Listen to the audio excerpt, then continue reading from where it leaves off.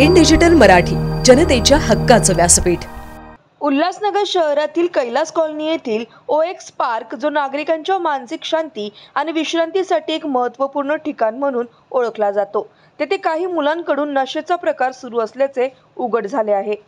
स्थानिक रहिवाशांनी दिलेल्या माहितीनुसार काही मुले प्लास्टिकच्या बाटलीतून हुक्का तयार करून नशा करत असल्याचे दिसले।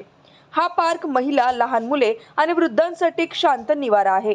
मात्र अशा प्रकारच्या गैरकृत्यामुळे स्थानिक नागरिकांमध्ये संतापाची लाट उसळली आहे। रहिवाशांच्या म्हणण्यानुसार हा प्रकार बघून पार्कमध्ये येणाऱ्या महिला आणि इतर नागरिकांनी असुरक्षित वाटू लागले आहे। नशेत असलेल्या मुलांची उपस्थिती इतरांच्या आरोग्यासाठी आणि सुरक्षतेसाठी धोका निर्माण करत आहे। नागरिकांनी याबाबत तक्रारी केल्या असून पार्कमधील सुरक्षतेसाठी कडक उपाययोजना करण्याची मागणी केली आहे। पार्क हे एक सार्वजनिक ठिकाण असून येथे अशा प्रकारे नशा करणे आणि इतरांना त्रास देणे हे अत्यंत निषेधार्ह आहे, असे स्थानिक महिला म्हणाल्या। पोलिसांनी त्वरित दखल घेऊन या मुलांविरोधात कारवाई करावी अशी मागणी नागरिकांकडून केली जात आहे। सदर घटनेनंतर पार्कमध्ये CCTV कॅमेरे बसवण्याची आणि सुरक्षेच्या दृष्टीने अधिक गस्त वाढवण्याची गरज आहे, असे नागरिकांचे मत आहे।